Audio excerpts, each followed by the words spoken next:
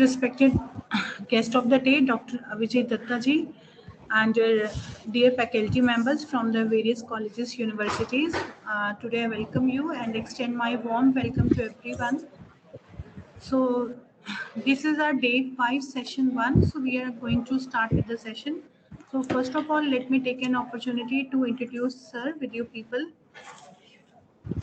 Okay. Dr. Avijit Dutta ji, he is a postdoctoral fellow at IAI-TCG Crest. He is working in the area of symmetric key cryptography with a special focus on proof security. His present area of research include the design and the analysis of symmetric cryptographic schemes. And Sir has completed his doctoral degree in computer science and engineering from Indian Statistical Institute, Kolkata. Prior to that, he has completed his graduation and post-graduation in computer science and engineering from West Bengal University of Technology and Yadavpur University, respectively. He has also worked in a company that is Cognizant Technology Solutions India Private Limited as a software engineer. He during his doctoral tenure, he has spent 2.5 months in NTT Lab, Japan, and he has also worked as an assistant professor in DAIICT Gandhinagar. He was also a visiting scientist in the Department of Computer Science and Engineering, IIT Kharagpur. So, sir, welcome you. I just welcome you in the day 5, session number 1. Sir, yes, sir. Yeah, thank you. Thank you for the nice introduction. Thank you, So am sir. I You are audible? quite audible. And Okay, great. yes, you can check your video. Yes, sir. Yeah, sure. Yeah, so thanks, Dr. Kaur, for such a nice introduction, and thanks to the organizer of Chandigarh University for giving me an opportunity to talk in front of you. So yeah, I think we should start the presentation. So let me Yes. share the screen. Yeah.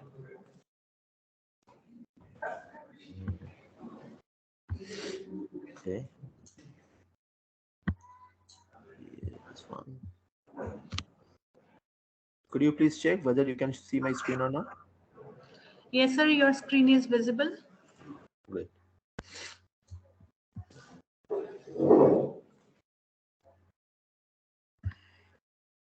If there is any network issue, you can switch off your camera as well if you want to.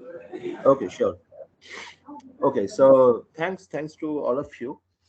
Um, so today I'm going to talk about a brief introduction to the zero knowledge proof.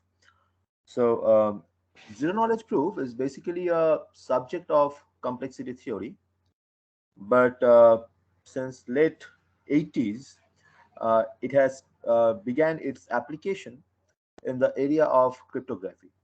So I'll just talk that how does it apply to the cryptography.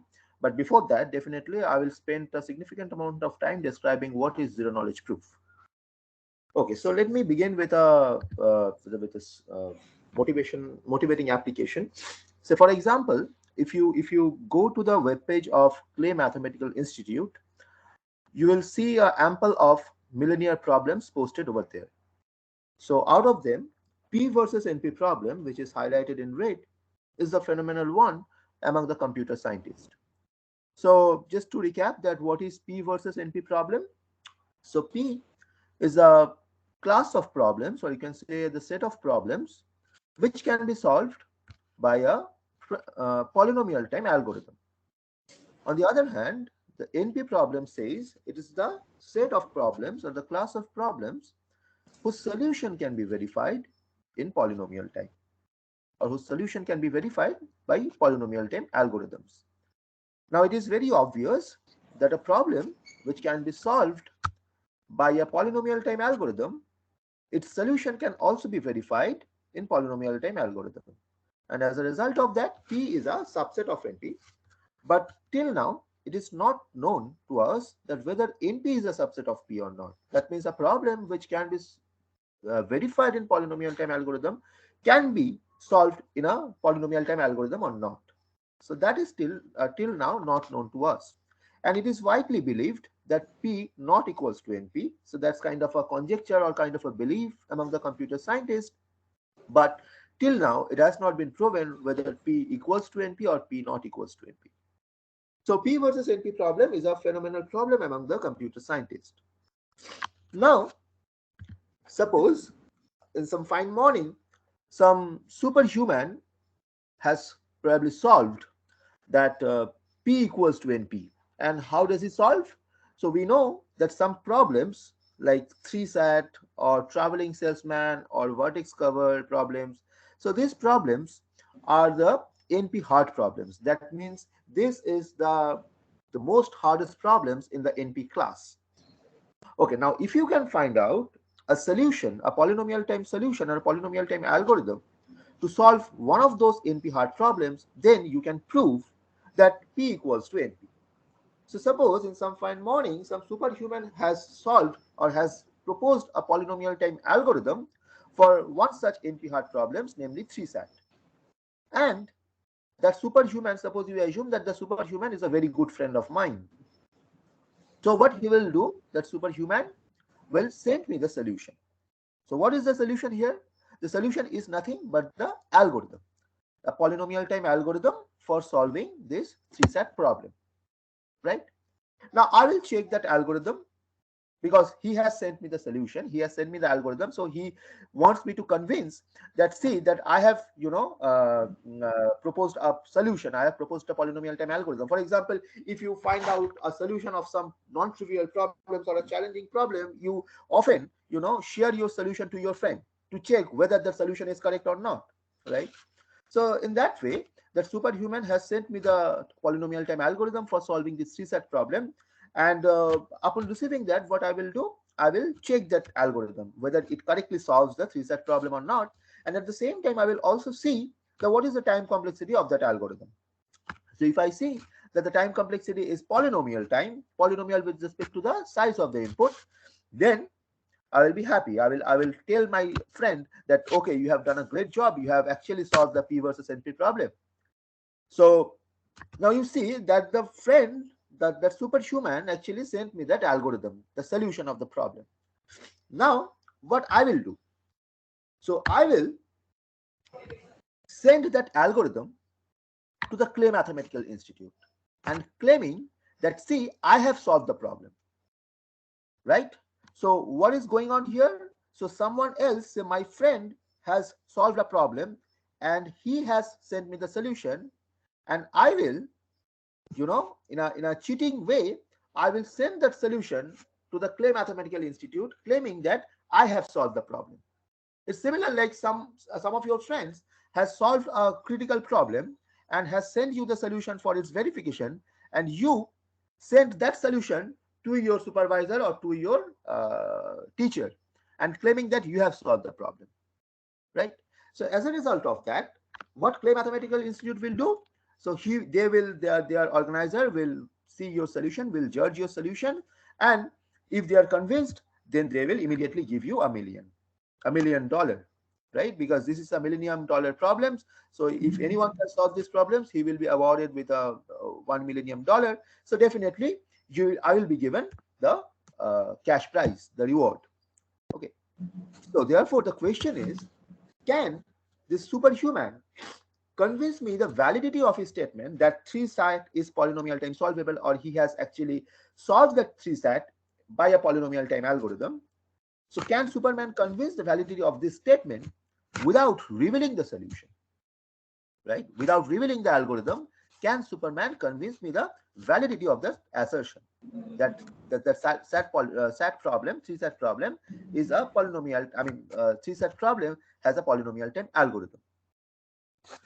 So that's the motivation, that how do you prove something, how do you prove the validity of some claim without revealing the proof? This is kind of, counterintuitive. So for example, all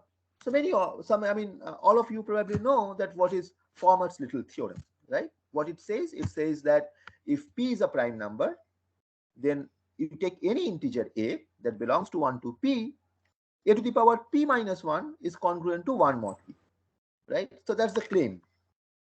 So in order to establish this claim, you need to write down the proof.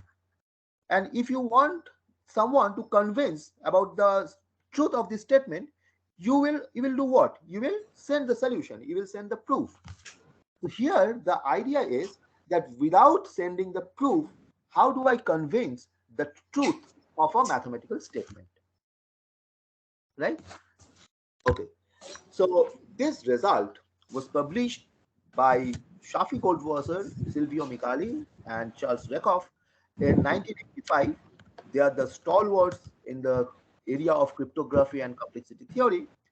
And their paper was communicated, I mean, this idea of zero knowledge proof was communicated through a paper called The Knowledge Complexity of the Interactive Proof System, which got accepted in Siam Journal 1985. And for that, they received the Gödel Prize in 1993 for advances in theoretical computer science, and Shafi Goldwasser was also received the Turing Award. Right. Okay, now let us split my talk into 3 parts. Namely, we will talk about proofs and proof systems. Then we will talk about what is the knowledge, in particular, what do we mean by the quantification of a knowledge, and then we will amalgamate these two, namely the proof and the knowledge, and we will call the zero knowledge proof system. Okay, and then I will conclude my talk with some application of zero knowledge proof system. Okay, let us begin. Okay, so till now, do you have any questions for the motivation of the zero knowledge proof system?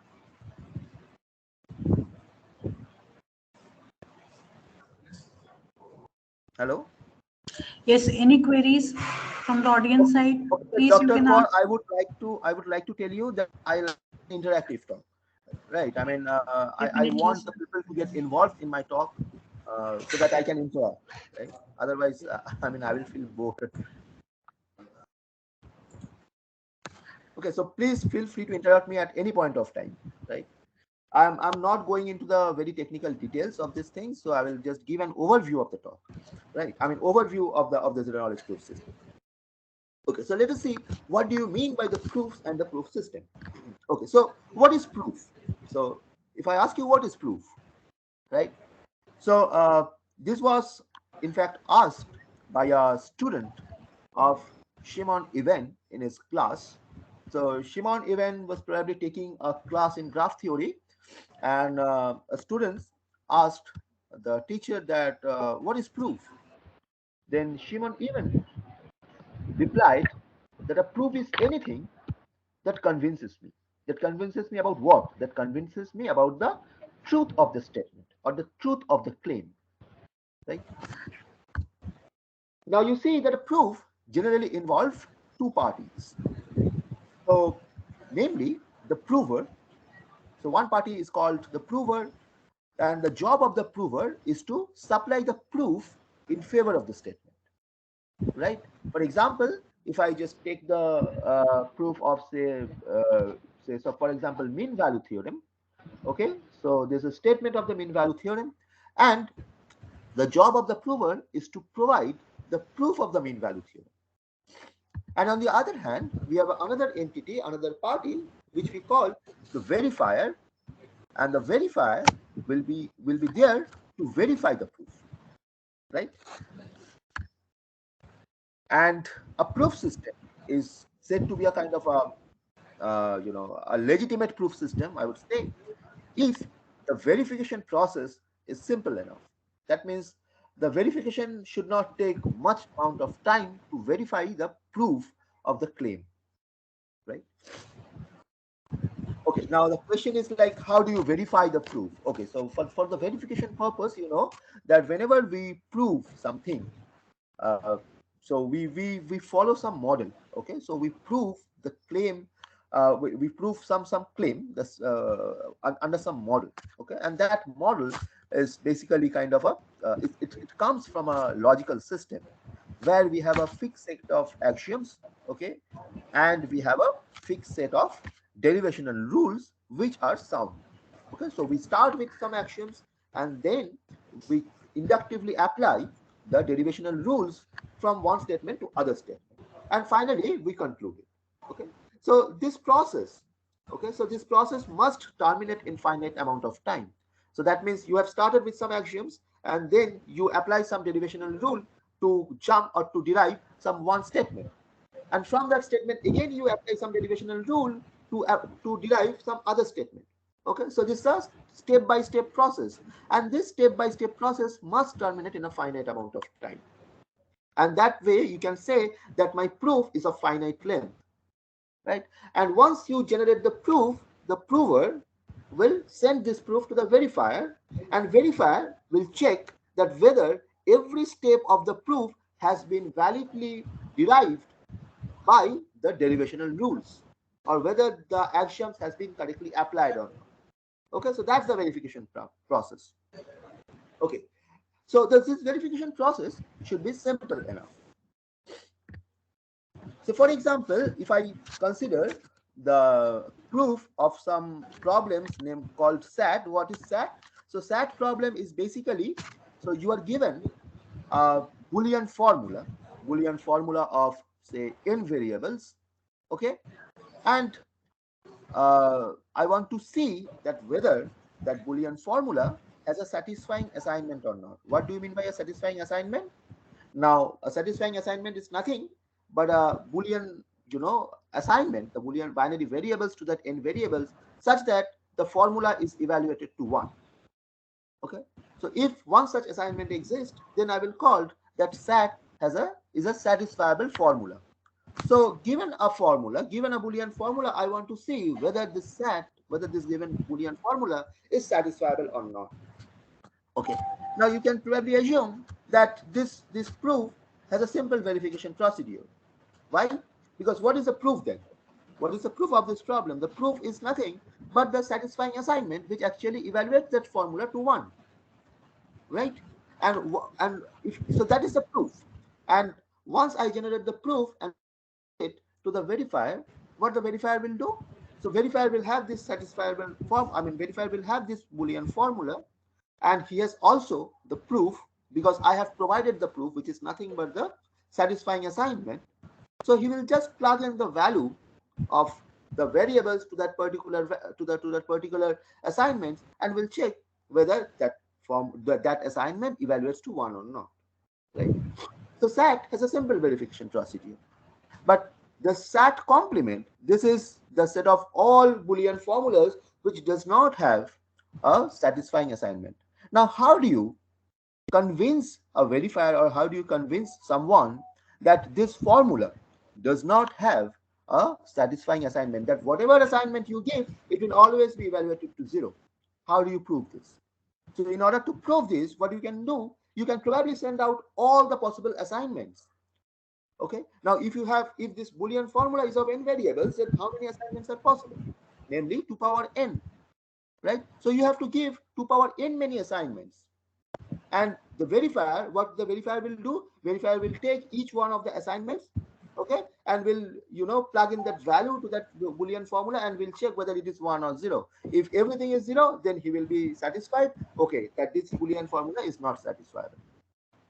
But this verification kind of is not at all simple enough, because he has to check all the way from 1 to 2 power n, these many assignments, which is not a simple verification procedure, right? Because it is exponential to the size of the Boolean formula. So this problem has no simple verification procedure. Okay, so this kind of proof system which I am talking about is called as a classical proof system. Where in the classical proof system, the proof is fixed. The proof is fixed and written somewhere else. Okay, and the job of the prover is to find out that proof. Right, the job of the prover is to find out that proof. And that classical proof system is also self-evident and derived from self-evident rules. Right, and these proofs are also static in nature. Okay, so that means they are written somewhere else and you just need to find it out. So it's not like that you generate the proof on the way. Right. So for examples, all the mathematical proofs that we kind of know of, you take any mathematical proof, right? So these are all the classic examples of classical proof system. Okay, so we have this classical proof system, but on the other hand, we have something else. Okay, so you know that this classical proof system, or for example, the mathematical proof that you do, right? So these proofs are kind of a fixed or static in nature.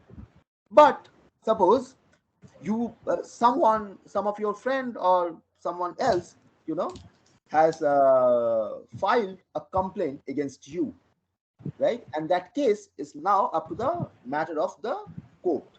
Okay, so that case is now in the jurisdiction of the court. Okay, and there you have to win the case, right? So what you do, you have appointed a lawyer, a well-renowned lawyer, who will actually fight for you.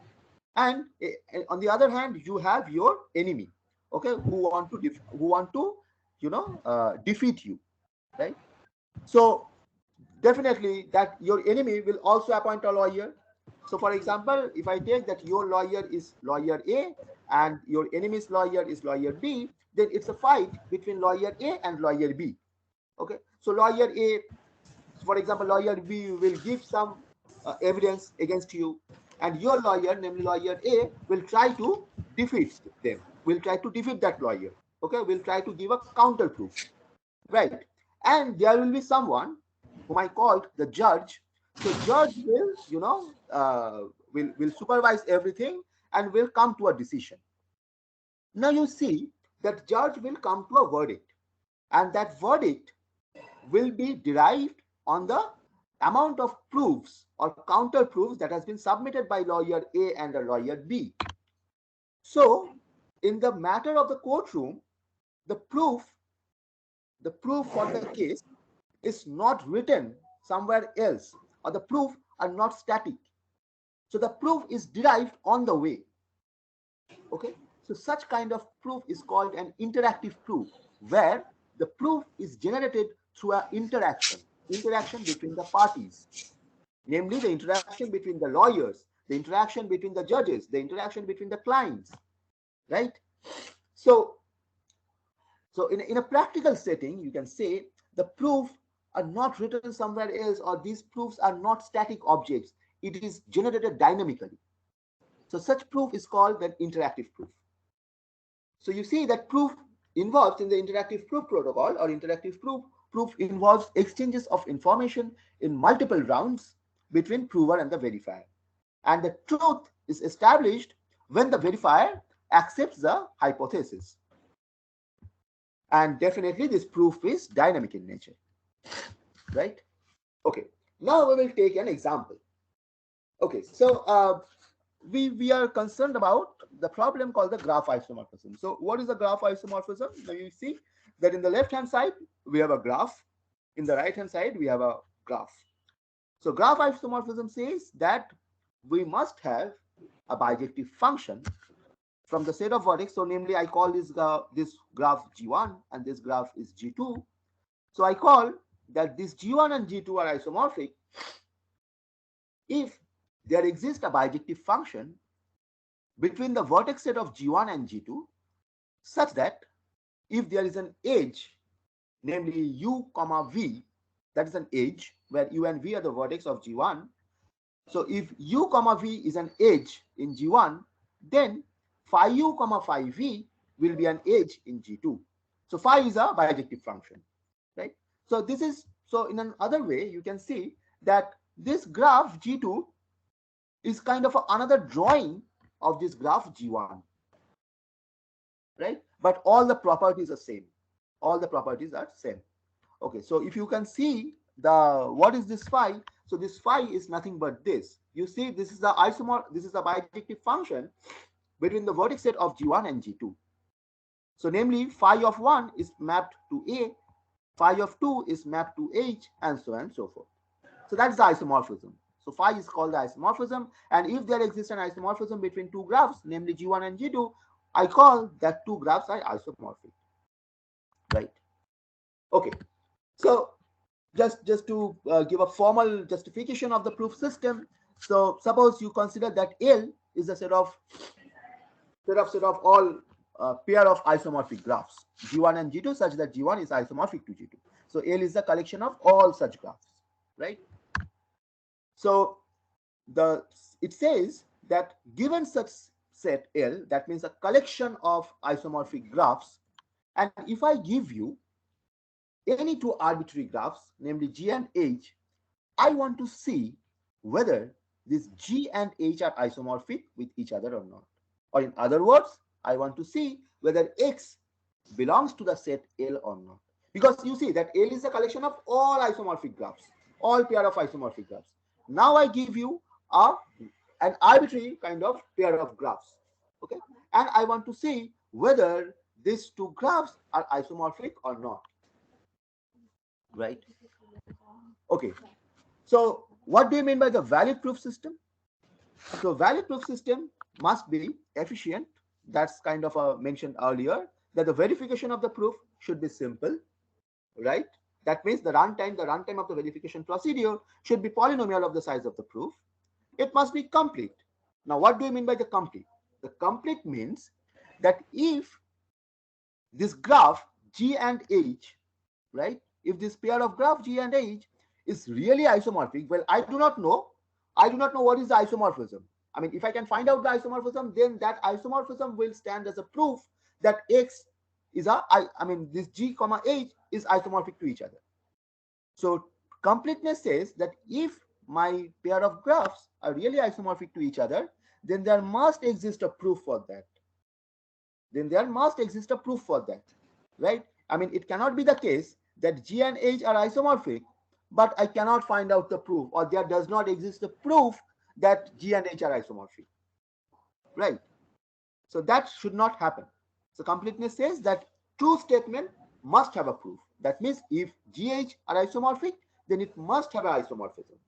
Okay, so now that's a different question, that how do you find out the isomorphism? That's a different question. But from the existential point of view, there must exist the isomorphism, right? And what is the soundness? The soundness says that false statement does not have any proof. That means if G and H are not really isomorphic, if G and H are not really isomorphic to each other, then you cannot find out a proof for that. Or there does not exist a proof which will prove that G and H are isomorphic, but in reality, they are not isomorphic to each other. Right?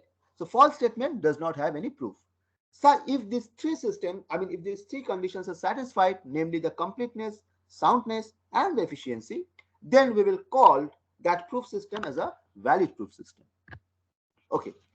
So for example, in this graph isomorphism problem, so what is the proof, right? So this graph, okay, so as I mentioned earlier, that for any proof system, there will be two parties, namely the prover and the verifier, right? So what is the job of the prover? The job of the prover is to send out the proof, and the job of the verifier is to verify the proof. Okay, so in order to see that whether these two graphs, namely G1 and G2, are isomorphic or not, what the prover will do? Prover will send that isomorphism, as simple as that. Prover will send out that isomorphism as a proof to the verifier. Now you may ask that how does prover get this isomorphism? Well, that's a different story. I will not care that how the prover will get this proof. Okay, I just need to see that whether, in order to get a valid proof system, I just need to see whether a prover can give or can present a proof for the validity of the claim. Okay, so you see that for this G1 and G2, if the prover wants to prove that G1 and G2 are isomorphic, then prover needs to send out the proof. And the proof here is nothing but the corresponding isomorphism, right? And then upon receiving this proof, namely this pi, what the verifier will do? Verifier will check whether that pi, or this phi basically, which is the isomorphism, is a valid permutation between, or is a valid bijection between the vertex set of G1 and G2 or not. And that is basically can be done in very efficient way. So runtime is nothing but a polynomial. And definitely the proof is complete and sound. In particular, if this G1 and G2 are isomorphic, then prover can always find out a proof, namely the isomorphism, right? And if these graphs are not isomorphic to each other, then no prover can find out a proof which will prove that these two graphs are isomorphic. Right? Okay. So such kind of a proof, and you know that this proof or this problem, this graph isomorphism problem, belongs to the NP class. So NP is the set of languages, or in another way, I can characterize that the NP class, it is the set of languages with a classical valid proof system, in which there's no interaction between the prover and the verifier. You see that the prover actually finds out the proof. So there's no interaction between these two, right? The prover actually finds out this proof. Okay, I do not care that how the prover find out this proof, but the prover has find out some as a proof, and his role is to just send that proof to the verifier, and the verifier role is to verify the proof. So you see that there's literally no interaction between these two entities. So that's why this NP, which is a set of languages with a classical valid proof system, does not require any interaction between the prover and the verifier, and that's why the NP is a set of languages with a static proof system, right? Where the proof is written somewhere else, you just need to find out the proof, and for that you do not require any interaction between the prover and the verifier. Okay. Okay, till now, any question?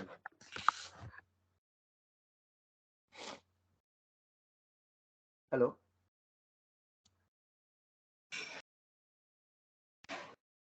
Okay, so if there are no questions, then I will move on. Okay, so now, do we know any language?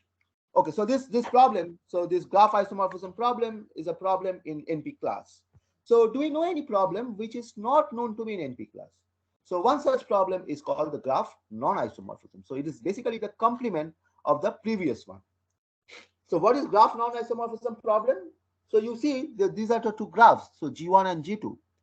And you see that these two are potentially different graphs, different in the sense they are not isomorphic to each other.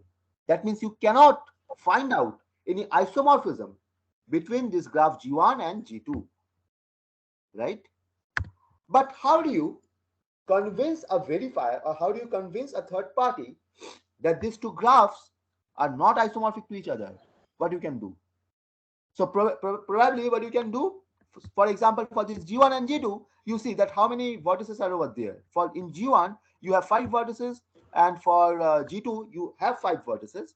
So what you can do, you can try out all possible permutations or all possible bijections between the vertex set of G1 and G2, right? So how many bijections will be there? That's 5 factorial, namely 120. Okay, so you try out all 120 permutations and see whether one of them is an isomorphism between G1 and G2. So if none of them is an isomorphism between G1 and G2, then you are convinced that, okay, G1 and G2 are not isomorphic, because there does not exist any isomorphism between these two graphs, right? So for this case, where G1 and G2 have, say, 5 vertices, it is easy to do. But for example, if you consider that G1 and G2 is a graph of 1,000 vertices, then it is not possible to list out all the permutations or all the bijections between the vertex set of G1 and G2, right? Okay, so it is really, in practice, it is not possible to list out all possible permutations or all possible bijections between the vertex set of G1 and G2, and therefore it leads to that inefficient verification process. In fact, we really do not know whether this problem belongs to the NP or not, right? So then, can we solve this problem through some other way around? Okay, or can we determine, or can we figure out a proof that this G1 and G2 are not isomorphic to each other through a interactive protocol? So you see that the static protocol fails, right? That the static proof system or the classical valid proof system fails here because the efficiency is not met, because you cannot list out all the possible bijections between G1 and G2. That will tremendously be an inefficient verification process, right? So static approach literally fails here. So can we solve this problem using an interactive proof system or interactive protocol? Okay, just to again recall that what is interactive protocol. So the prover wants to prove that some element X belongs to the language L, or belongs to the set of problems L. So in our case, X is basically, there's a pair of graphs G1 and G2, and L is the set of all graphs which are not isomorphic to each other, because here I am considering the problem of graph non-isomorphism. In the previous one, I have considered the problem graph isomorphism, where L was defined to be the set of all pair of graphs which are isomorphic to each other. But here I am focusing on the set of all pair of graphs which are not isomorphic to each other. And X is basically any arbitrary pair of graphs. And the prover wants to prove that this pair of graphs namely G1 and G2, are not isomorphic to each other. So in other words, P wants to prove that X does not belongs to L, right? X belongs to L. So P wants to prove this. And the verifier V, I assume that the V has a internal randomness. That means it is a probabilistic in nature, which basically means for every step of, you see that the V is basically an algorithm. Verifier is nothing but an algorithm. So at every step of the algorithm, the verifier will toss a coin and then accordingly it acts, right? So that is the source of the randomness, by tossing a coin. And instead of reading the proof, that means proof is not there, right? The proof will be generated on the fly. Okay. So, and the way the proof will be generated is basically through the interaction between the verifier and the prover. So this interaction, namely the interaction between the verifier and the prover, which is denoted as a double arrow. So this interaction will establish the validity of the assertion. And that is the notion of the interaction between these two parties. And finally, after a finite number of interactions, okay, so these interactions between the prover and the verifier will be, will be carried out for finite number of times. Okay, so after a finite number of steps, the verifier will either accept the proof or will reject the proof. So since the verifier is probabilistic in nature, so the verifier will accept the proof with some probability. Okay, it will not be the case that the V will accept the probability, accept the proof with probability 1. That means it will not be the case that V will always accept the proof. So V will accept the proof with some probability. So that means it can be the case that where V can mistakenly accept the proof, right? Or V can mistakenly reject the proof. That means a true statement, a verifier can reject the proof. I mean, it can reject the proof even when the assertion is correct, assertion is true. Okay, or in other words, the V can accept the proof even when the assertion is false. Okay, that means it can make error. The verifier can make error in the decision. This is a similar situation in courtroom, right? The judge can give you the verdict, right? Judge can be true, judge can be true or false. I mean, so for example, if the statement is correct, the judge can still punish you, or even if you are guilty, the judge can still relieve you. Right. So judge can make error in its decision. So similarly, the verifier can also make error in its decision. But we need to be cautious.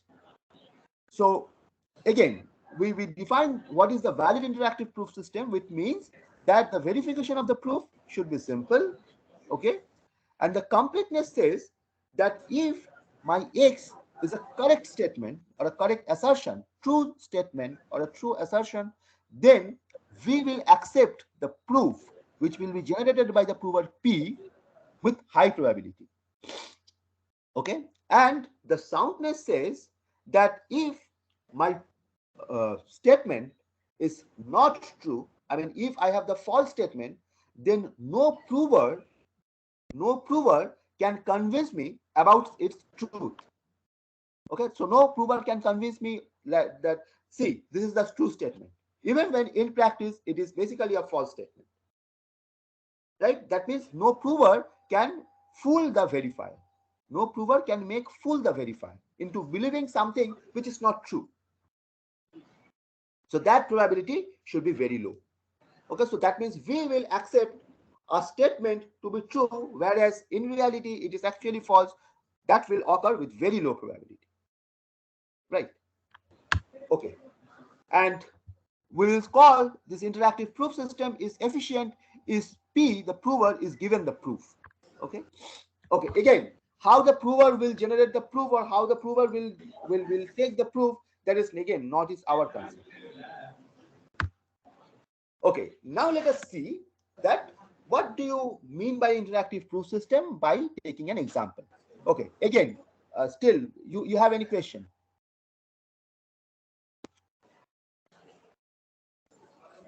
Do you have any question?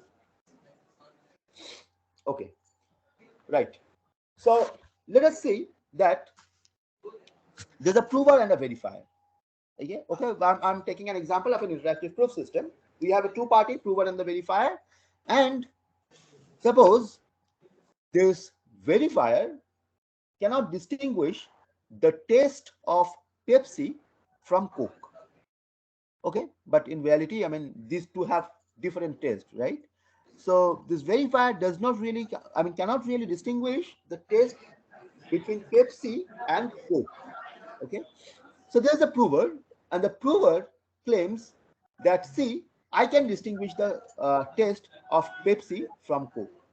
So prover actually make this statement to the verifier that I can distinguish the taste of Pepsi from Coke. Now verifier says, oh really? I don't believe you. Then what the prover will do? Then the job of the prover is to prove her claim to the V. In particular, the prover wants to prove that he can really distinguish the taste of Pepsi from Coke. Now, can you give me a procedure, or can you give me some idea that how can prover will prove the claim? How can prover prove the claim to the verifier?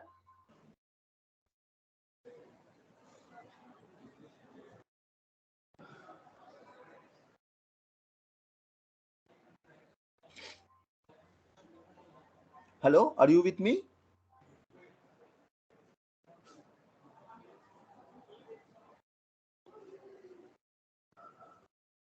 Hello.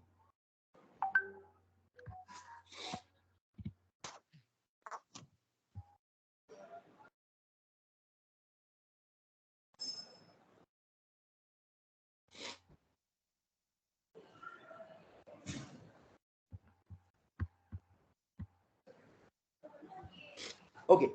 So how does the prover prove her claim to the verifier V?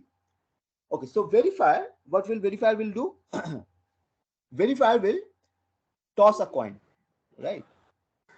Okay. So if the outcome of the toss turns out to be head, the verifier. Okay. So first of all, verifier and the prover are in a room. Okay. They are together in a room, and there's a bottle of Pepsi and a bottle of Coke. Okay, so there are two separate bottles of Pepsi and Coke, and there's a glass, right? There's a glass. Okay, so the verifier will ask the prover to leave the room. Okay, so verifier will ask the prover that please leave the room. Then verifier will toss a coin. Now, if the outcome of the toss turns out to be head, then the verifier will open up the bottle of Pepsi and pour some Pepsi into that glass. Otherwise, if the outcome of the toss turns out to be tail, then the verifier will open up the bottle of Coke and pour some Coke into the glass. Okay. Okay. Then the verifier will hide the bottle of Pepsi and Coke.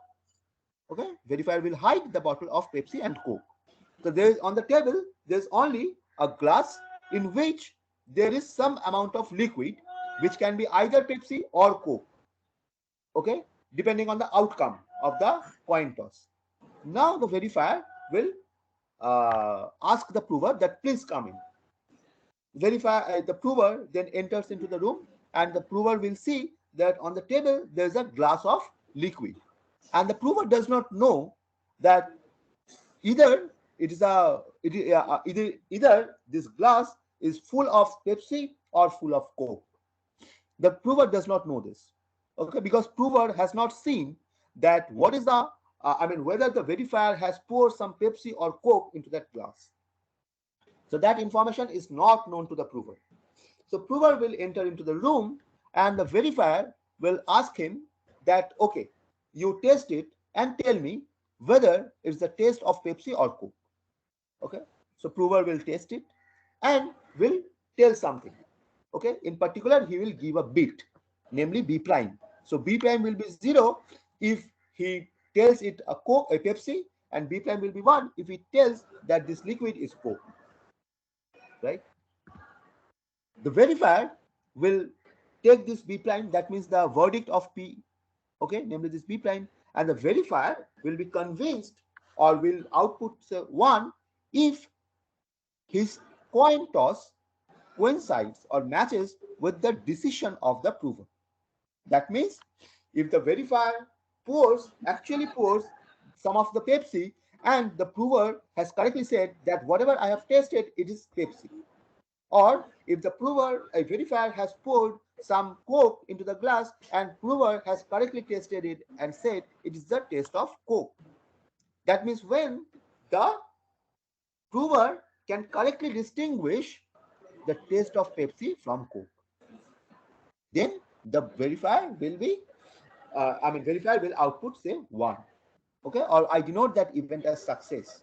Okay, so and when fail will occur, the fail will occur if the verifier will pour some Pepsi into it, but the prover has told it is Coke, it is the taste of Coke. Then the fail will occur. That means when B not equals to B prime, right? Okay, now you see that this is a proof system, right? Okay, and verifier actually will iterate this, will repeat this experiment for quite a number of times. Okay, because it may so happen that the verifier will think that prover really does not can distinguish the taste of Pepsi from Coke, but randomly it has tell something, and luckily it has actually hits the bar. Okay, so verifier wants to eliminate this kind of a possibility that the prover cannot win this game by just a matter of luck. Okay, so you see that if P really knows the difference, if P really can distinguish the taste of Pepsi from Coke, then every time the prover will give the correct answer. Right? Every time, how many times the experiment is repeated? Every time the prover will give the correct answer if P really knows the difference. So that means the proof is complete.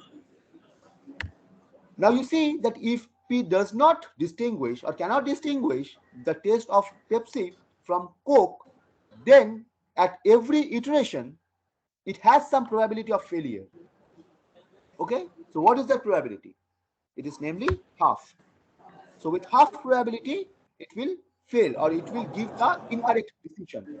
It will give incorrect answer. The prover will give the incorrect answer with probability half at every time. Right? So that means P will correct at that particular iteration again with probability half. Okay, now if the verifier runs this procedure for T many times, then he will be, correct at every time with half probability. That means for T many times, at every time he will be correct. So that probability will be 1 over 2 power T, right? And that is quite a, small number, right? That's quite a small number. So therefore, the success probability that at every time he will be correct, that's very low. So that means your soundness error is 2 power minus T, right? So this is actually being done because I am repeating this experiment for T many times, because I want to eliminate this possibility that P will, win this game just a matter of luck. If I just repeat this experiment only for once, then it's possible that P will win the game with probability half, right? So we wants to eliminate this approach. We want to eliminate this possibility, and that's why the verifier will repeat this experiment for T many times in order to reduce down the soundness error, because I want that my completeness probability will be very high and the soundness probability will be very low. That's the objective of a valid interactive proof system. Okay, so similarly, using this process, you can prove that the graph non-isomorphism problem has an interactive proof. Okay, for example, these are the two graphs, G1 and G2, and these two graphs are known to the prover and the verifier. So prover and the verifier, so you see that the verifier does not know whether these two graphs are isomorphic or not. So prover claims that I can prove that these two graphs are non-isomorphic. How does it do this? Again, the verifier will say that I don't believe you. So what the verifier will do? Again, the verifier will ask the prover that please leave the room, and then verifier will toss a coin. Okay, so if the outcome of the toss is head, then he will select G1, otherwise it will select G2, because the verifier does know what is this G1 and G2. He does not know whether these two graphs are non-isomorphic or isomorphic, but he knows these two graphs because these two graphs are public to the prover and the verifier, right? So this the verifier will either select G1 or G2 depending on the outcome of the toss, and then he will make a random isomorphic copy of the selected graph. That means if b equals to 0, then he will make a random isomorphic copy of G1, or if b equals to 1, then he will make a random isomorphic copy of G2, and I call it phi of GB, where b is either 0, I mean either 1 or 2, right? And phi is a isomorphism. Okay, then he will send this phi GB to P, this random isomorphic copy. Either it's a random isomorphic copy of G1 or G2. Then he will send this random isomorphic copy to the prover and ask the prover that tell me whose random isomorphic copy is this graph. I mean, whether it's a random isomorphic copy of G1 or it's a random isomorphic copy of G2. Now you see that if G1 and G2 are really not isomorphic to each other, then the graph, namely H, which is equals to phi of GB, cannot be isomorphic to both of them, right? Cannot be isomorphic to both of them. It will be either isomorphic to G1 or it will be either isomorphic to G2. And if if the prover can really distinguish, or if the prover can really know that these two graphs are non-isomorphic, G1 and G2, then prover can correctly say that the given graph, namely H, is either isomorphic to G1 or isomorphic to G2, right? So P prime, the prover will again send the answer B, and the verifier will take the success if B equals to B prime, otherwise it will fail. And similarly, the completeness and soundness probability, completeness probability is 1 and soundness is 2 power minus t, because the verifier will repeat this experiment for t many times. Okay, and t is some polynomial. Okay, t is some polynomial. Okay, so it is trivial to see, you see that the NP is a subset of IP. That means the class NP is a subset of your interactive proof system, because in NP you do not require any interaction, whereas in IP you require an interaction. So it's trivial that NP is a subset of IP, right? Where you do not require any interaction at all in the class of NP. And it can be proven that IP equal to P space, okay, what is P space? P space is nothing but the state of all problems which can be decided or which can be solved in polynomial amount of space, right? Okay, that is not of our concern right now, this P space. Okay, so till now, any problem or any question that you want to ask, because I will move to the next phase of my talk.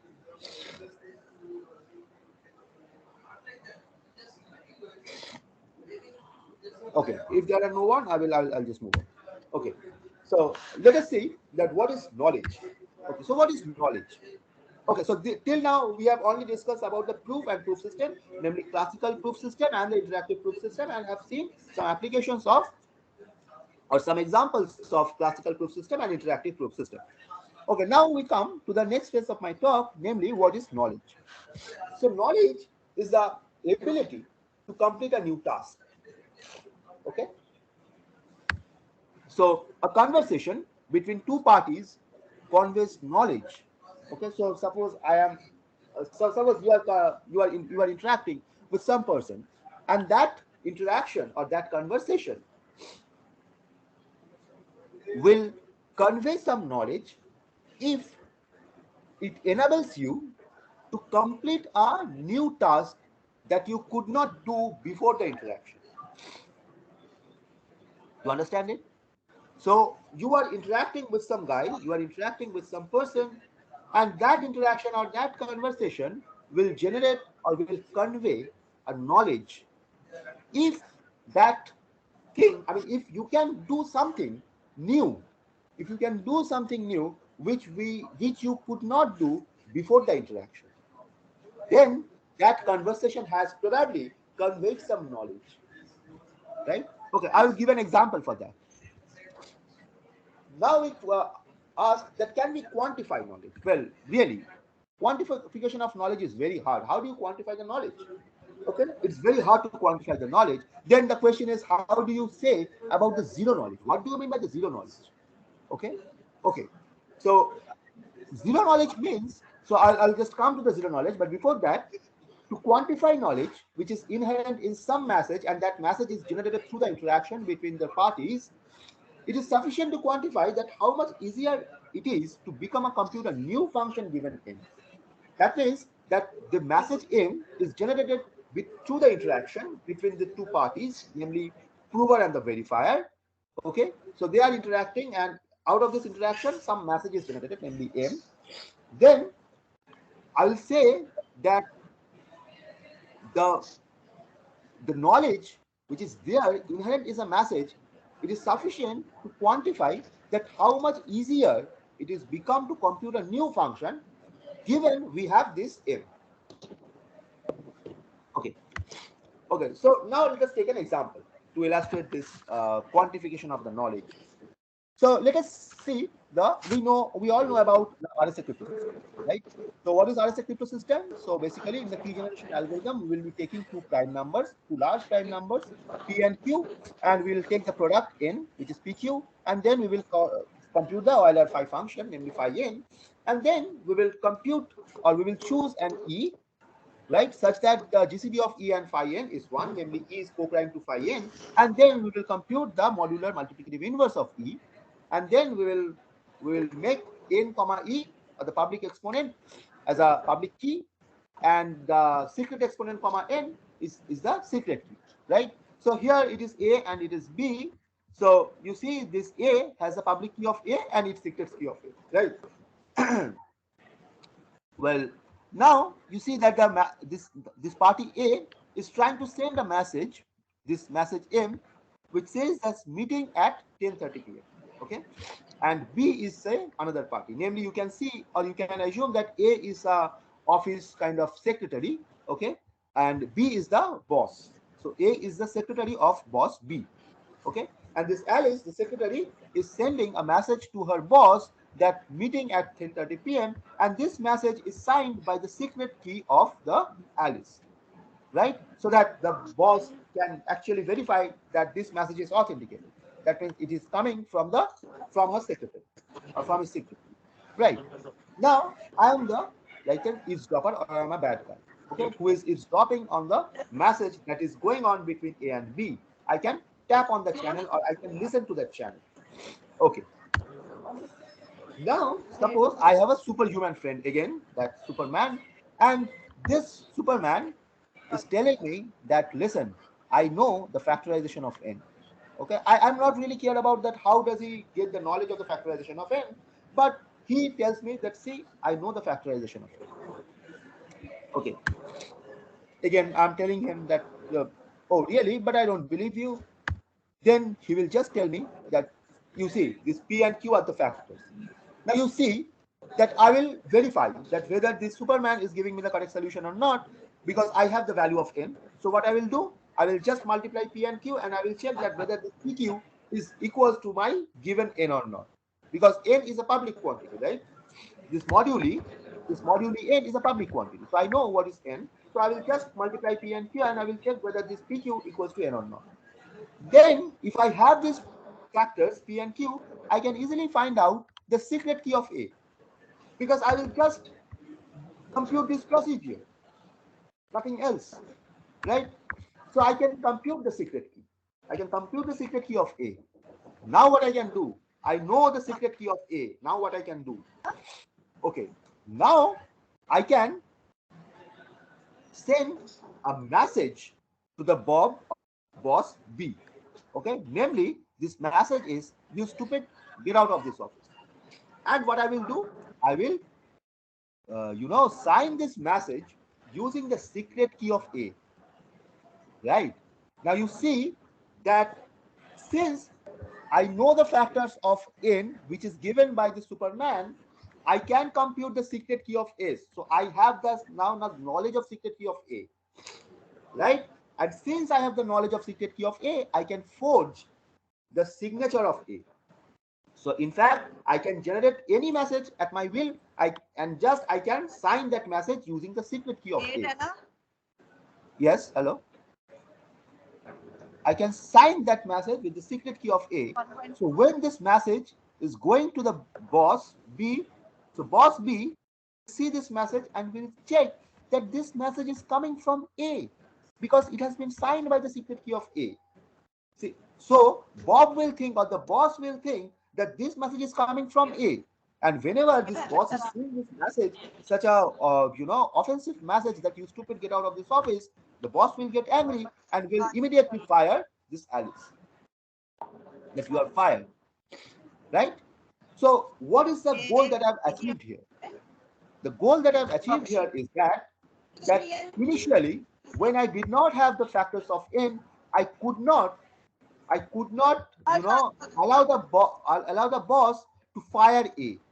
But since I have the factors of the moduli n, I can allow the boss to fire A. So this is something new that I can do now, because I have an interaction between the Superman and myself, and by which that interaction generates the prime factor.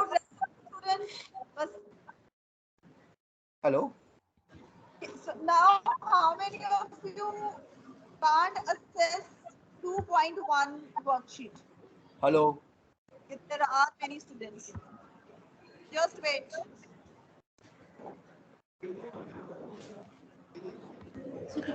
Participants, please keep your mic on mute. There's a background noise. Someone. Yes, sir. There was a background noise. Yes, sir. I have kept on mute. If there is anyone want to ask question, please raise your hand.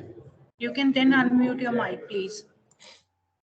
Yes, sir. Continue, please.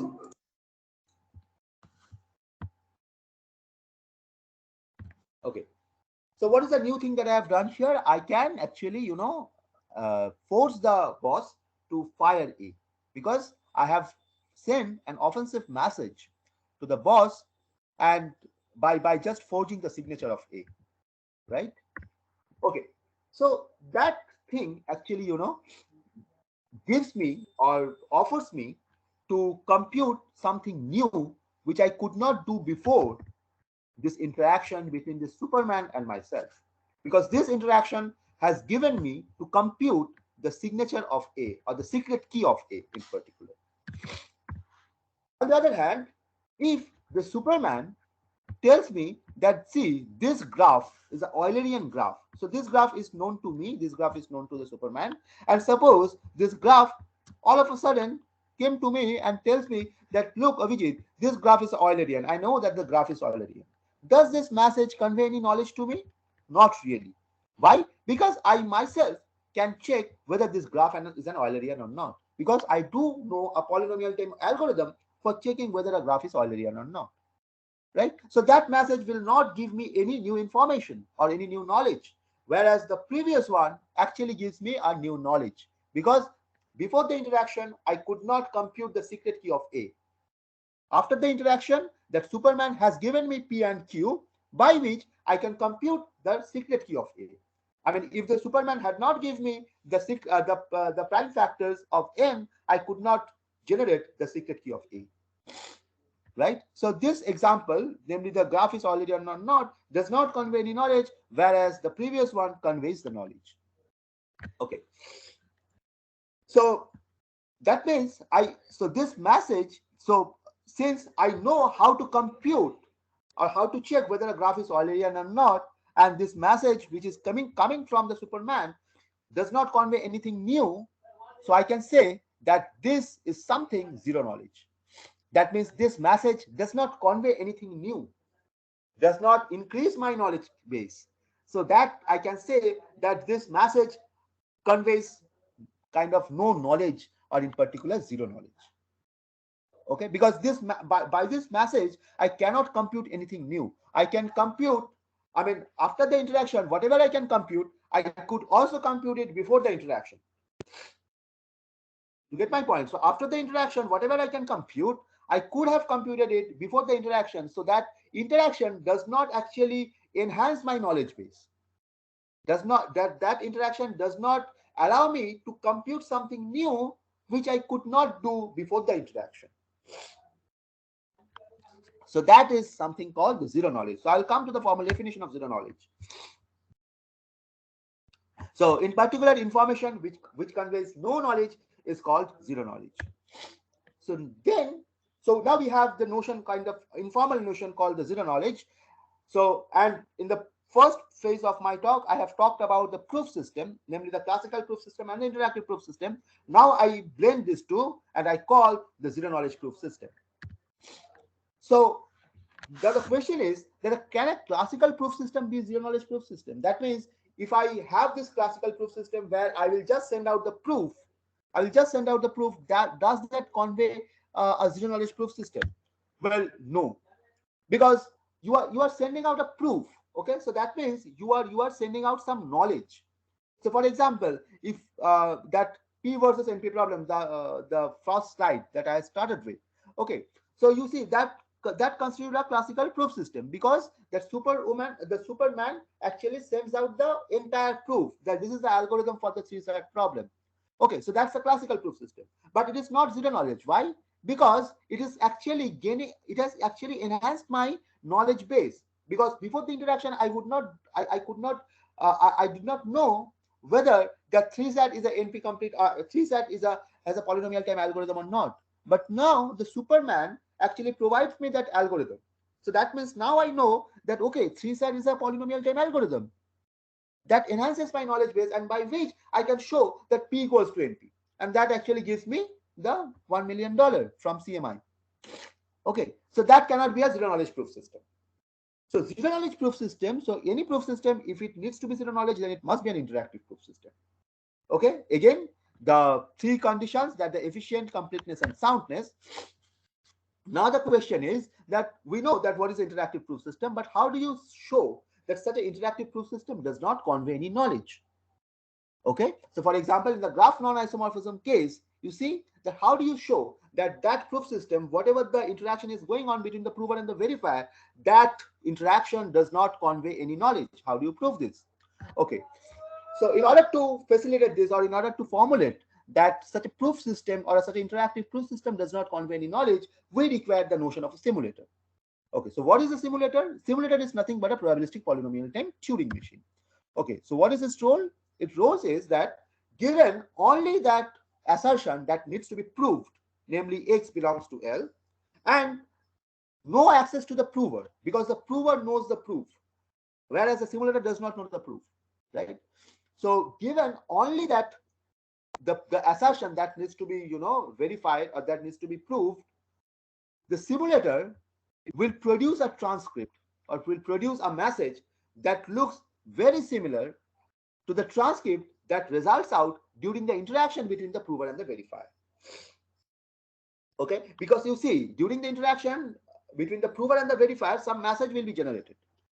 Okay, and but the notion of simulator, I want to mean that that message can also be generated, that a similar looking message can also be generated through a polynomial time Turing machine without accessing to the prover. Because you see, the prover here in the real interaction, the prover has some secret information where the simulator does not have this. So without having that secret information, whether I can design a simulator, or whether I can design a Turing machine, or whether I can design a probabilistic algorithm which can produce a similar looking message which would have been generated through the real interaction between the prover and the verifier, right? So that's the notion of a simulator. So now we come to the formal definition of a zero knowledge proof system. So we call that interactive proof system PV is a zero knowledge for a language L if for every probabilistic polynomial time Turing machine, or if for every verifier, namely the cheating verifier, there exists a simulator such that the interaction between the prover and the verifier, the message which is generated by the prover and the verifier V star, will be identically or the computationally distributed, computationally indistinguishable between, or computationally distinguishable with the transcript or with the message that is generated out of the simulator. Okay, so again, so we call that PV, which is an interactive proof system. So it's an interactive proof system between the prover and the verifier, will be called as a knowledge proof system for the language L if for any verifier you can design a simulator, or you can design a polynomial time Turing machine such that the transcript or the message which is generated out of the interaction between the prover and the verifier V star is computationally indistinguishable or will look similar with the message that is generated out of the simulator. Okay, so PV star X is the output of V star after interacting with P on the common input X. Okay, so now what is the rationale of the simulator? It postulates that whatever a party can do efficiently by itself cannot be considered a gain from the interaction with the outside. Okay, so that means if you can do something efficiently, right, then after the interaction, then possibly you have not gained anything useful from the interaction.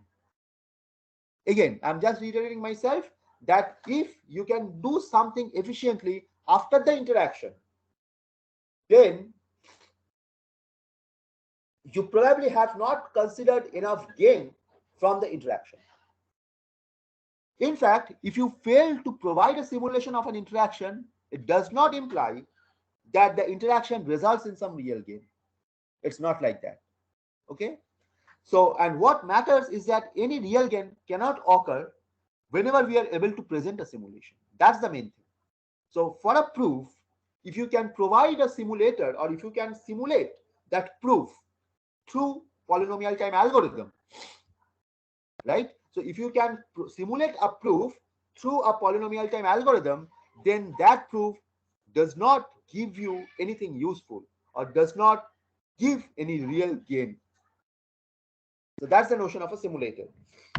Okay, so for example, the Eulerian graph has a trivial zero knowledge proof because definitely, with that interaction that the superhuman has given me, that see, I know that this graph is Eulerian and I can give you the proof that this graph is Eulerian. That proof does not give anything useful because I also know how to show or how to prove that this graph is Eulerian because I know that. Okay, right. Okay, now I come to the examples of zero knowledge proof. Okay, again, do you have any question till now?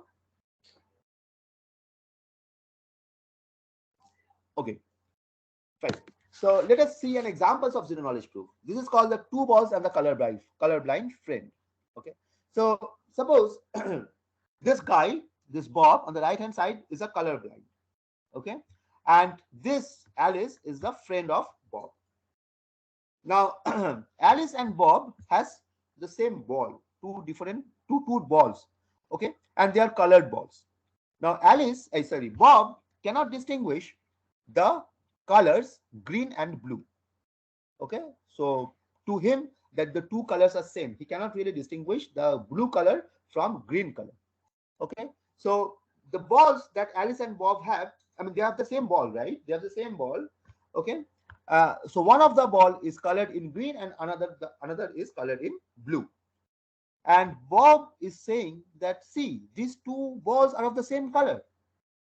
But Alice is telling that, no, Bob, this is not the case. These two balls are of different colors. Now, Alice is claiming that these two balls are of different colors. Then what Bob will tell that, no, Alice, I do not believe you. Then Alice will say that, okay, let me prove this. Okay, now Alice will prove this claim that these two balls are of different colors without telling that which ball is of which color. He will prove that Alice will prove this fact that these two balls are of different colors in such a way that after the proof, Bob will not get to know which ball is of which color. How the Alice will do this? Okay, so what Alice will do? Alice will tell Bob, okay, take these two balls. Alice will hand over these two balls to Bob. Okay, now you take your hands back. So that means Bob will take these two balls and will take his hands back. Okay, now after taking his hands back, Bob will either swap its hand or not. That means he will take these two balls and it will either swap these two balls or not. Okay, so for example,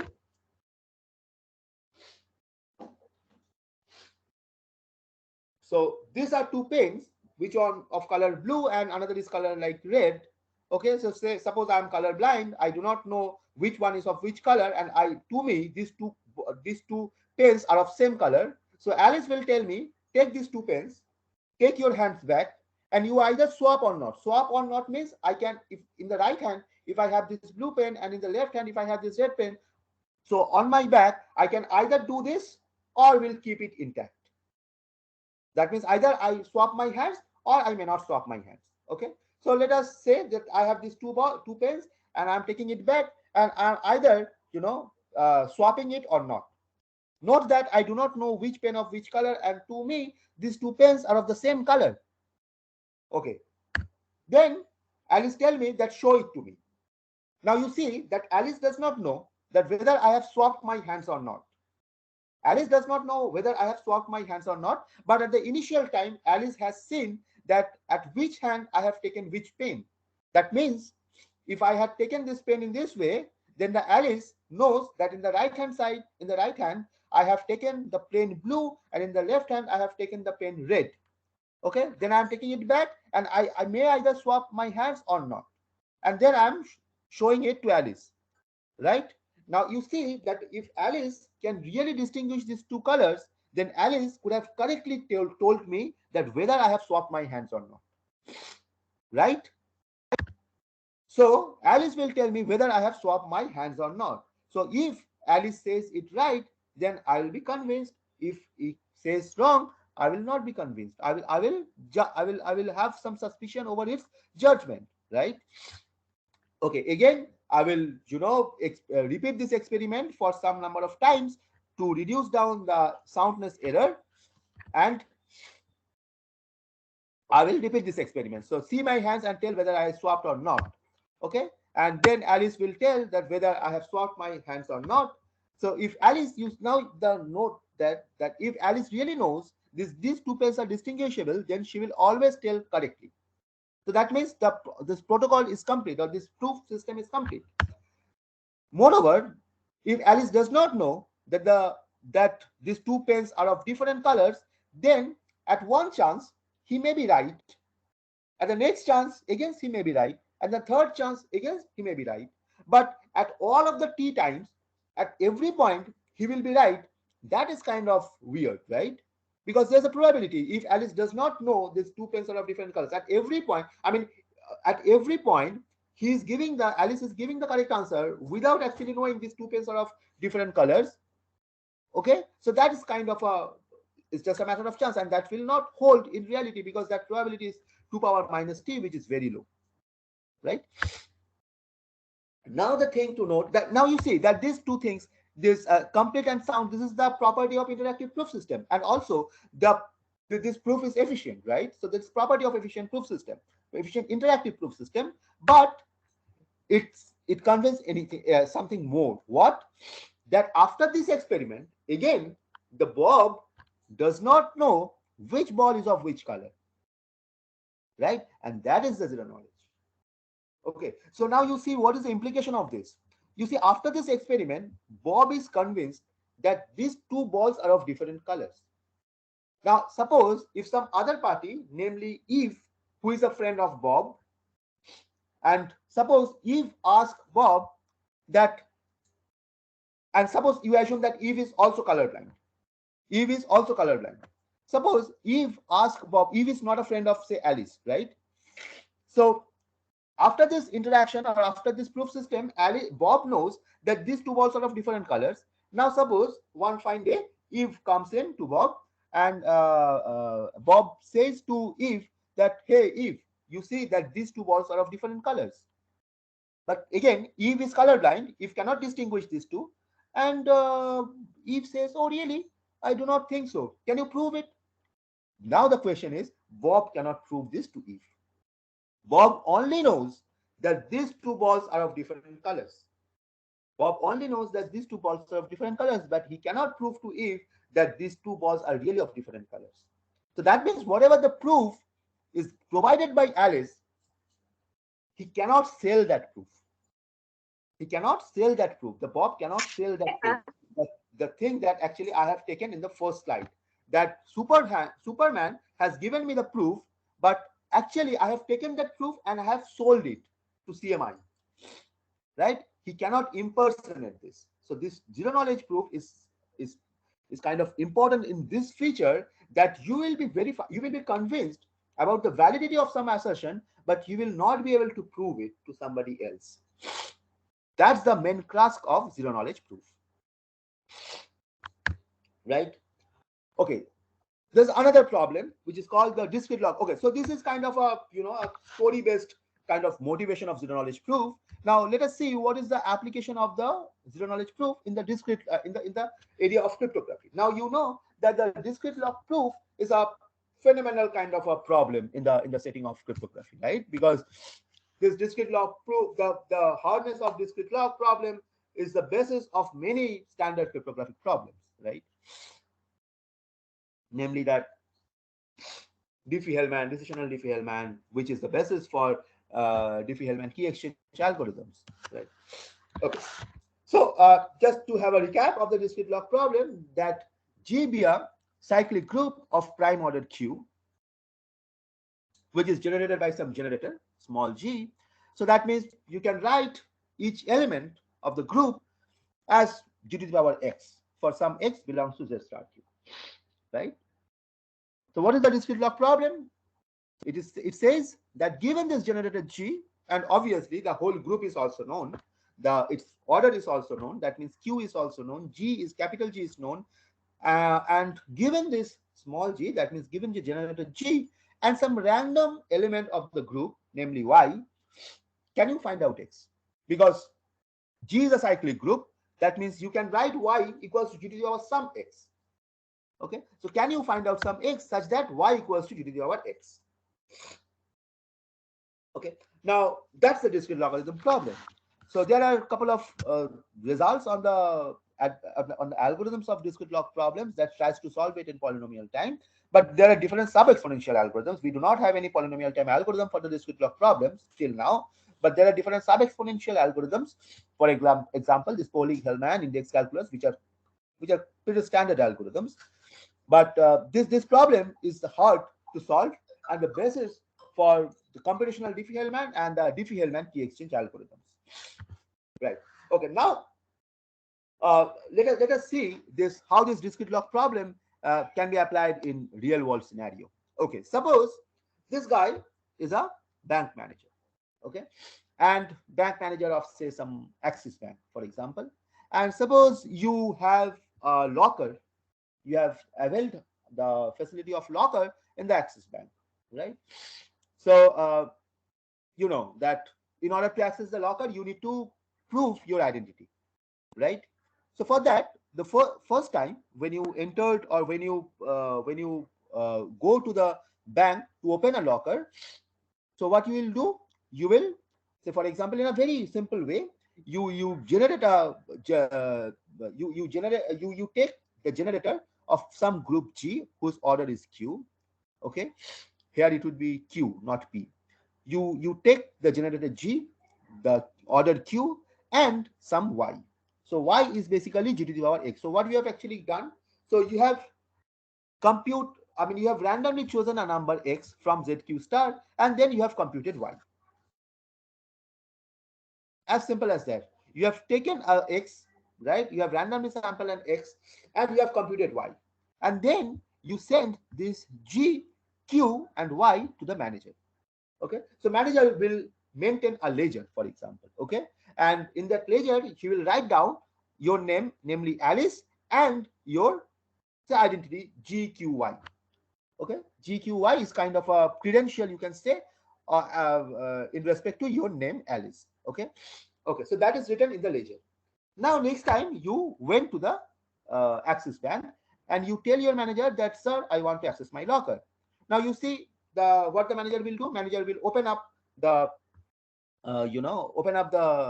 ledger and will go to the page in which your name is written. So Alice, right? And there's an entry, namely GPY or GQY, right? Then what the manager will do? Manager will ask you that please prove your identity. Okay, so then what the Alice can do? Alice can send the key. Now, what is the key? The key is basically that X, right? Okay, so after giving this X, what the manager can do? Manager can compute that whether Y equals G to the power X or not, because Y was derived from G to the power X. Now, if Alice is the real user, okay, who knows the private information, namely this X, then that equation will be satisfied, right? So a manager will check whether Y equals G to the power X or not. If it is, then he will give the Alice the access to the locker, right? Okay, now there's a catch. Now suppose I am a powerful person and I give some bribe to this manager. So with respect to this bribe, what manager will give me? Manager will give me the key of the Alice, because you see, Alice has given me the key. Alice has given this manager the key to verify. So manager does know what is the key of the Alice.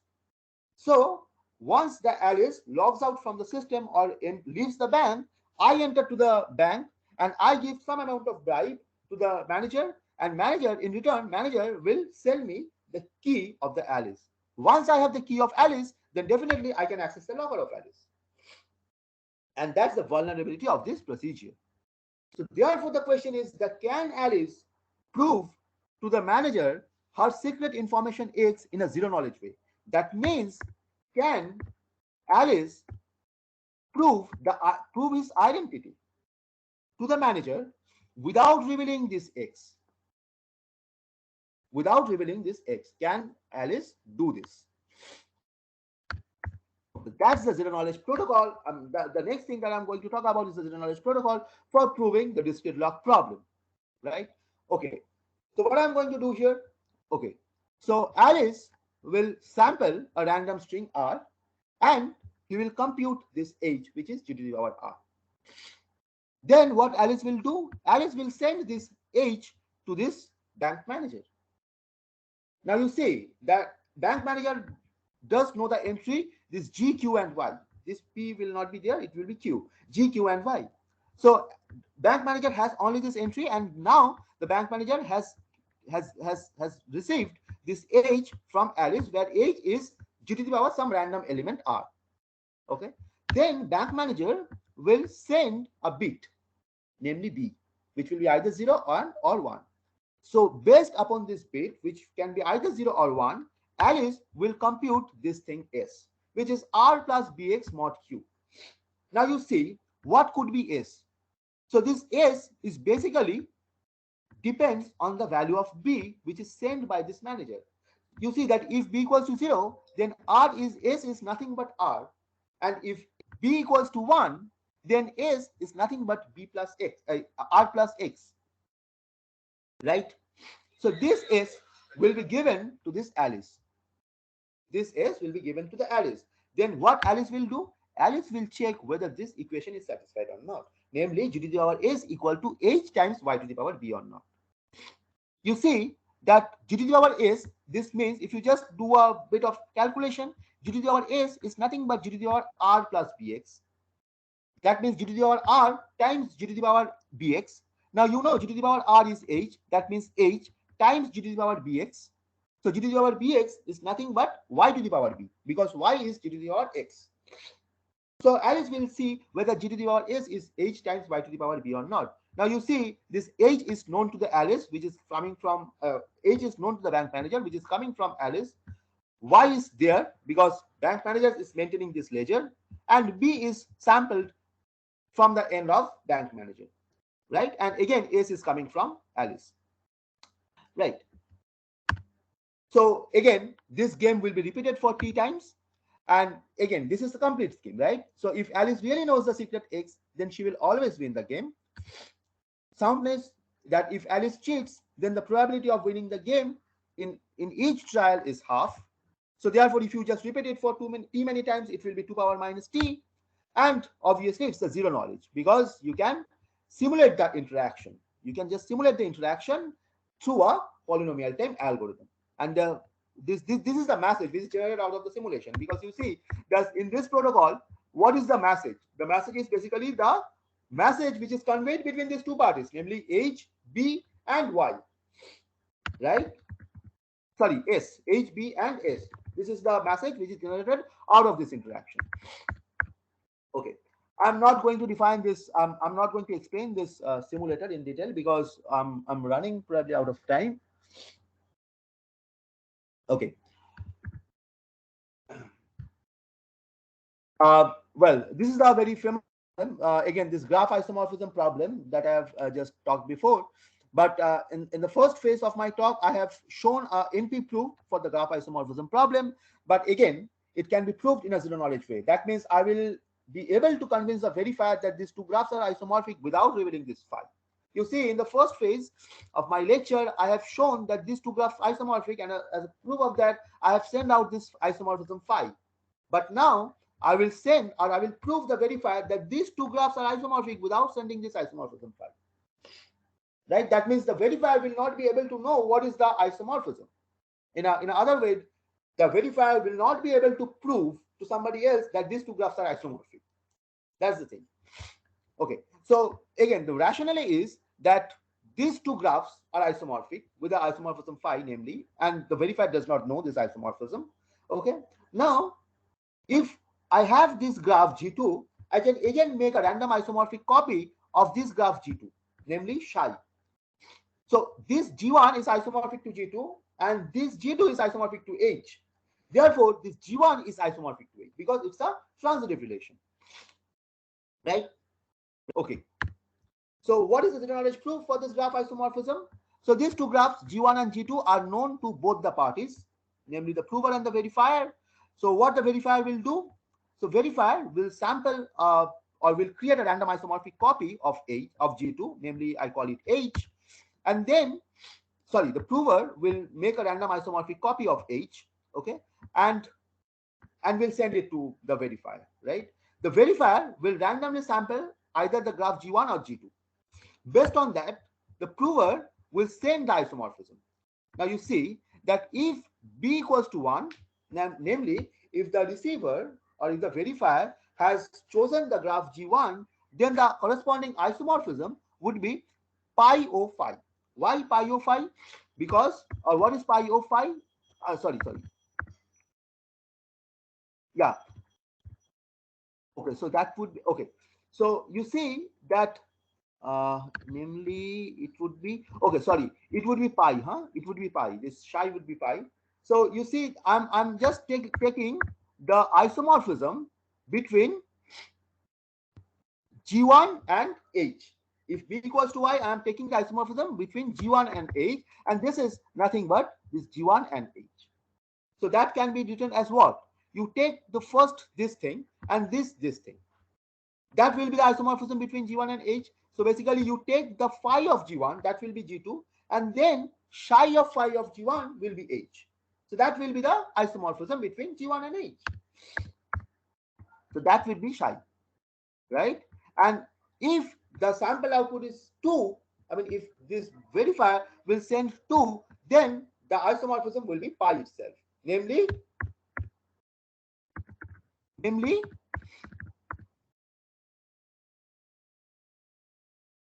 isomorphism between G2 and H. That's it, right? So the verifier will output 1 if GB is isomorphic to H or not, because once the prover sends me the isomorphism, the verifier can easily check whether it's the isomorphism between the selected graph and H or not. And that's it. Again, it will be repeated for t many times, so the completeness will be 1 and the soundness will be 2 power minus t. Again, I'm not talking about the simulator, you can just see it, but definitely you can prove or you can show a probabilistic time algorithm which can generate the transcript, between the real interaction between the prover and the verifier, and that transcript will look similar to the transcript that is generated out of the real interaction. Right. Okay. So having said this graph isomorphism problem, I'm just taking a few times to explain the application of zero knowledge in the Bitcoin protocol, because I know that the the topic, or you can say the theme of the whole kind of workshop or this foundation, this program is basically cryptography and Bitcoin. So I would like to give you just a glimpse of idea that how this zero knowledge proof is applicable in Bitcoin. Okay, so that some of the previous talks have given you the idea that how the Bitcoin works. Okay, so it's basically kind of a ledger of transactions, or the ledger of blocks, and in every block there's a transaction, and each transaction is linked to the previous transactions, right? So namely, this second transaction, there's a transaction from Scrooge to Donald, which gives the value 2, and that is linked to the first transactions, and so on and so forth, right? Okay, and you see that the sender and the receiver here, for every transaction, the sender and the receiver are just an address. This is not a real entity. Okay, so whenever you are giving some transaction, or whenever you are giving some money, you are basically sending out that money to some address, right? And that address is basically a public address that you know of, but that address, you cannot really map that address to some real person who has owned that address, because a person may have owned multiple addresses. So you cannot really map that which address owns by whom. So therefore, real identity is not apparently revealed. But that is not really true. We are not really getting the pure anonymity or strong anonymity. Because why? Because if you just monitor the transaction, because you see in the Bitcoin setup, every transactions can be seen. Every transaction is transparent. Okay, I mean, that's the motto of introducing Bitcoin. You are making the things decentralized, and everything should be visible to everybody. Okay, so you are basically, what you are doing, you are basically sending out the transactions, and that transaction is visible to everybody in the system. So if you just monitor the sequence of transactions over like past 2 years, say for example, then you can plot out the transactions in a graph, where the x-axis of the graph denotes the time, and the y-axis of the graph denotes the public address. So if you just monitor the transactions of the graph, you can really figure out the pattern, that which address is giving out the money to which address, and you can also see the amount of the money.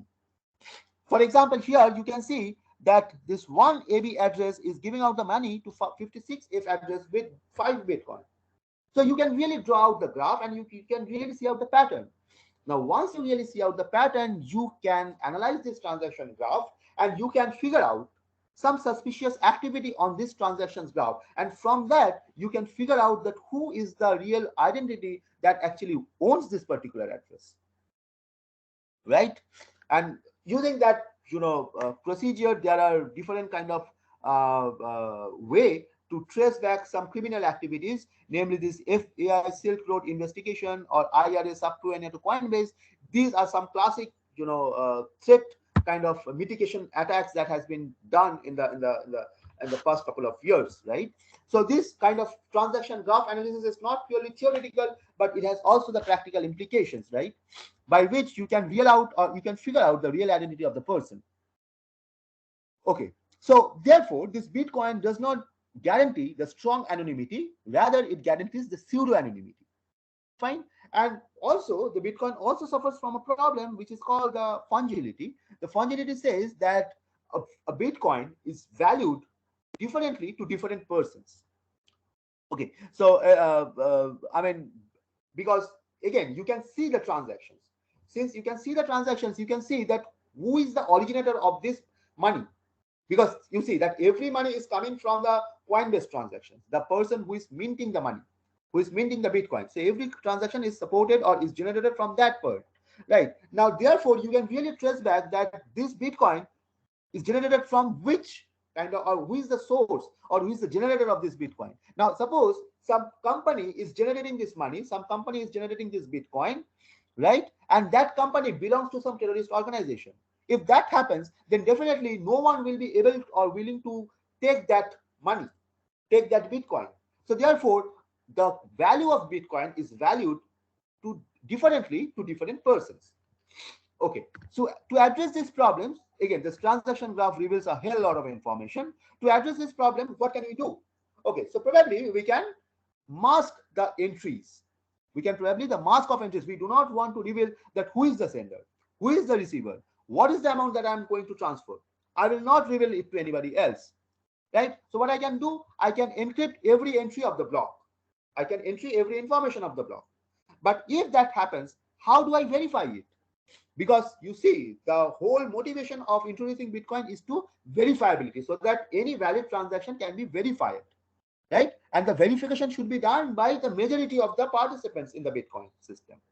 Okay, so if I just encrypt it without revealing the the content in the plain text, if I just encrypt everything, how do I verify, or how do I achieve the verifiability, right?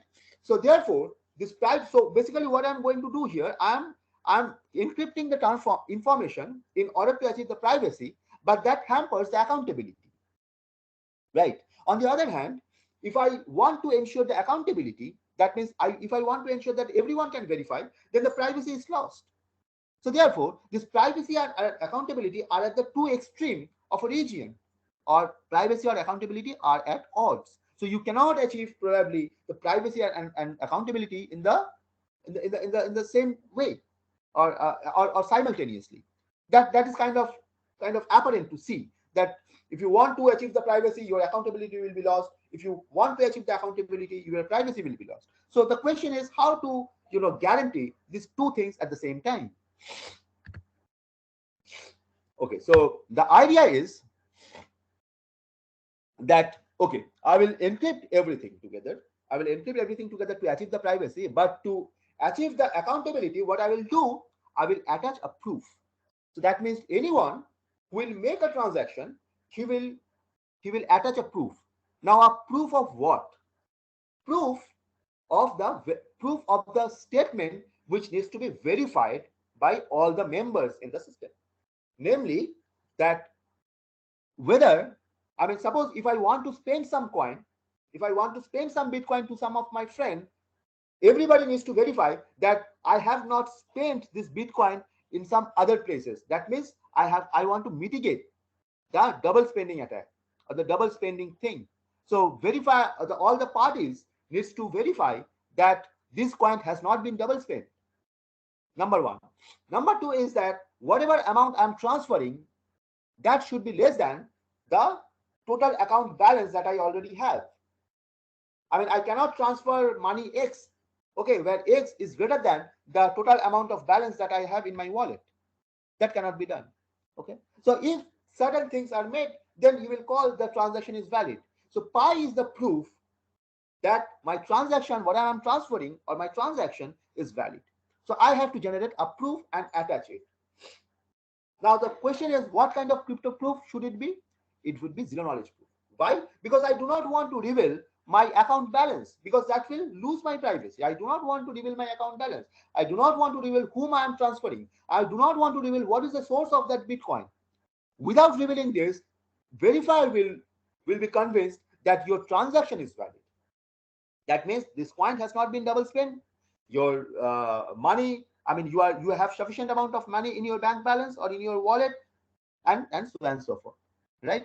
And moreover, so therefore this proof should be zero knowledge, but it also needs to satisfy couple of things. Namely, the proof should be interactive, right?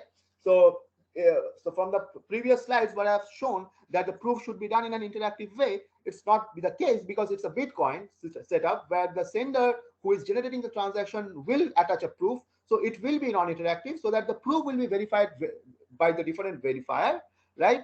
The proof size should be short enough so that the transaction generation time will take a very few time. Okay, so definitely the proof generation should take a little time, and the verification of the proof again should take a very minimal amount of time, namely milliseconds, and definitely the proof should not reveal anything else beyond the validity of the assertion or the claim that I want to make, that their transaction is valid, and that constitutes the zero knowledge. So together, this thing, this 4 points, the combination of these four points is called the ZK snark. So ZK stands for the zero knowledge, and snark falls succinct. That means it's compact. The proof is compact. It's non-interactive. That means I do not want to get involved in the interactive protocol. So that means the prover will generate the proof and it's done, right? So it will be non-interactive, and it's the argument of knowledge. It's not a proof that in that sense. That means kind of its soundness will be from the computational viewpoint, and it's the argument of knowledge. It means that I have something in my part. Okay, so I have some secret information. So I want to show that I have that information. Okay, so that's called the argument of knowledge. Right. So this is kind of a application of zero knowledge proof in the Bitcoin setup. There are a couple of other applications of zero knowledge proof, namely the identity verification. So basically, the discrete log problem that I have shown, where you can replace this PIN number with, you can prove your identity in a zero knowledge way without revealing your PIN number or your revealing your personal identity number. You can use zero knowledge proof in authentication system. You can use zero knowledge in cryptocurrencies like Zcash, okay, or zero coin. You can use zero knowledge proof in e-auction, in e-voting, and it continues. It continues. The list continues actually. And I would like to end the talk with a statement that one can prove that every NP language, that means a proof system which is static, a proof system which is static or classical proof system, has a zero knowledge proof. That means you can prove the way you actually prove, right? Any mathematical proof that you can do, okay, you can actually prove those statements without revealing the actual proof. Okay, so you can prove some mathematical statements without revealing the actual proof. Okay, so every NP language has a zero knowledge proof, but again, for that we require some advanced cryptographic primitives like commitment schemes and something like that, but I'm not going to talk about this today. And yeah, so I hope I have tried to motivate you in learning zero knowledge proof. Those to whom these fields are new, but even if that sparks your interest, I would encourage you to go to this to read out this paper, namely how to explain zero knowledge protocols to your children. And this paper actually tells about a story, namely the Alibaba cave story, which is very interesting, right? It's just a story. You will get to feel, you will get to know the feel of the zero knowledge proof. Okay, and yeah, with that, I would like to end my talk. Thank you.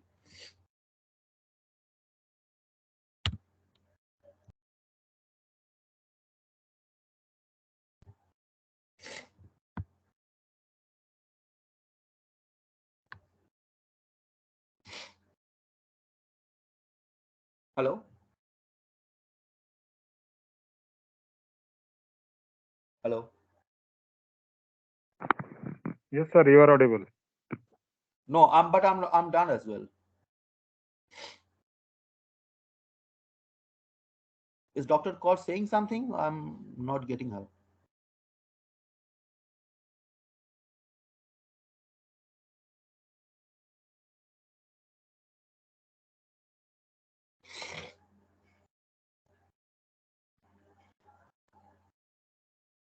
Hello. Hello.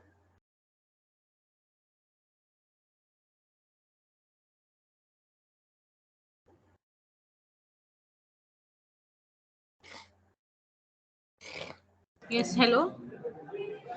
Is Yeah. there any query from the audience side? Okay, so we are going to conclude the session. On the behalf of organization, we would like to acknowledge our gratitude to Dr. Avijit Dutta ji for exploring the theory with the examples on the topic of zero knowledge proofs. Thank you, sir. I hope that all are inspired with your presentation. Thank you, sir. And I would like to add, sir, just a minute, sir. All right, sir. We are just end the session one. Okay. Okay. And thank you so much, sir, for being here, for being Thank you. Thank you. Thank you for giving the talk inviting me. on the topic. Thank you, sir. Thank you. Thank you for inviting me. Yeah.